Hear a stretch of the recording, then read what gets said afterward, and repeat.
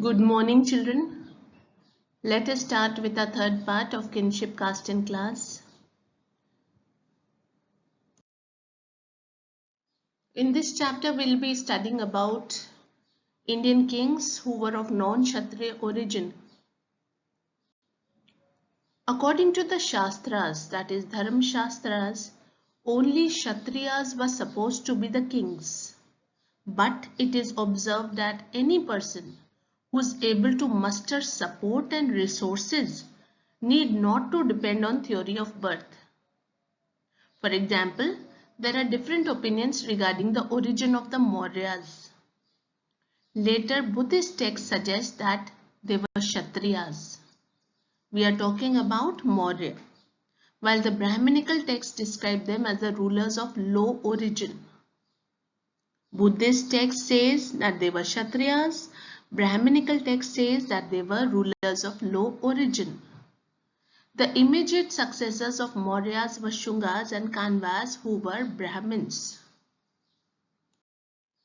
The Satvahan king, Gautamiputra Shatkarni, claimed to be Brahmin and destroyer of Kshatriya's pride. He also claimed to have ensured that there was no intermarriage amongst members of the four Varnas. But he himself entered into marriage alliance with the kin of Rudra Daman. From this example, we can assume that integration within the framework caste was often a complicated process. You are refusing and you are only doing. That is what he did. The Satvahans claimed to be Brahmins, whereas according to the Brahmins, kings ought to have been Kshatriyas. They claimed to uphold the fourfold Varna order but entered into marriage alliance with people of other castes. Besides, Brahminical texts prescribed exogamy, but the Satvahans practiced endogamy. Malechhas. The Shaka and Kushan rulers who came from Central Asia. Brahmins regarded them as Malechhas. Why? Because they were outsiders. They were barbarians. Some powerful Malechhas were familiar with the Sanskrit traditions. Jatis, information from Mandsaur inscription. The social categories are referred to as Jati. Like Varna, Jati was also based on birth. The Varnas were fixed at 4, but there were no restriction on number of Jatis. In fact, whenever Brahminical authorities encountered new groups that did not fit into the fourfold of the Varna system, they classified them as Jatis. For instance, people living in forests such as Nishads were classified as Jatis. Jatis which shared a common occupation or profession were sometimes organized into shrenis, associations or guilds. The stone inscription found in Mandsaur in Madhya Pradesh provides information about the social processes and nature of guilds, associations. It records the history of a guild of silk weavers who originally lived in Lata. Lata is a place, children, in Gujarat, and shifted to Mandsaur along with their kinfolks and children. The membership of the guild was based on shared craft specialization. Some members adopted different occupations.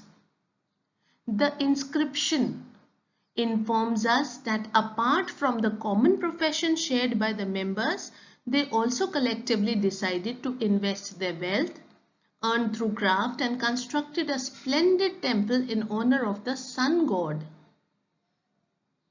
This inscription, Mandsaur inscription in Madhya Pradesh, children, is important, as in this history of Guild of Silk Weavers is given and many information etc.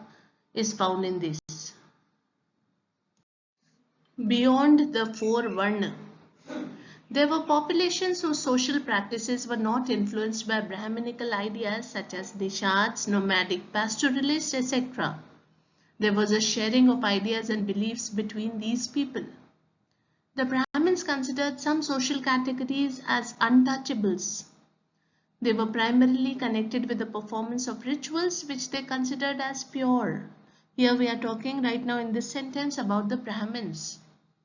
Brahmins were primarily connected with the performance of rituals which they considered as pure. So the Brahmins avoided taking food from the untouchables. Some activities were regarded as polluting by them.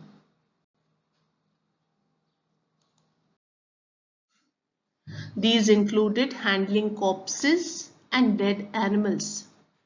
Those who performed such tasks were known as Chandals. They were placed at the very bottom of the social hierarchy. Touching and seeing them was regarded as polluting by the Brahmins. The Manu Smriti laid down the duties of the Chandals. They had to live outside the village, use discarded utensils and wear clothes of the dead and ornaments of iron. They could not walk out in villages and cities at night.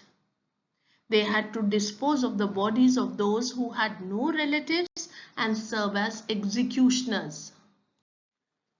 Observations made by Fa Xian and Xuanzang. Fa Yan was a Chinese Buddhist monk. He came to India in 5th century CE. Children, I have previously also told you that often dates will be preceded with a C or a CA. These are abbreviations of the Latin word circa, which means around or approximately. We use this before a date to indicate that we do not know exactly when something happened. So here, Fa Yan came to India in approx 5th century CE. He wrote that the untouchables sounded clappers when they entered street so that the people could avoid the sight. Xuanzang or Yunsang, he came to India in approx 7th century CE and observed that executioners and scavengers were forced to live outside the city. There were instances of Chandals who were not accepting the life of degradation prescribed in the Shastras. Beyond birth, resources and status. The social positions of different sections were often shaped by their access to economic resources. The criteria on which property was granted was as follows. Two criteria. Firstly, on the basis of gender. Secondly, on the basis of Varna. Let us discuss the first, that was based on the basis of gender. Gendered access to property. The access to resources sharpened the social differences between men and women. According to Manu Smriti, the women were not eligible to claim a share in their parental property. The parental property was divided among sons after the death of parents, with a special share for the eldest. However, the women could retain the gift they received on the occasion of their marriage as Tridhan. This could be inherited by her children without the husband having any claim to it. According to Manu Smriti, women were not supposed to hoard family property and their own valuables without their husband's permission. Both epigraphic and textual evidences suggest that while upper-class women may have had access to resources, land, cattle and money were generally controlled by men. Children, here I have read one word, that is upper-class women. Right? Second, Varna and access to property. According to Brahminical texts, the only occupation prescribed for Shudras was servitude. While a variety of occupations were assigned to the first three Varnas, the wealthiest people would have been the Brahmins and Kshatriyas. Buddhism recognized that the division of society was prevalent in society but did not regard these as natural or inflexible.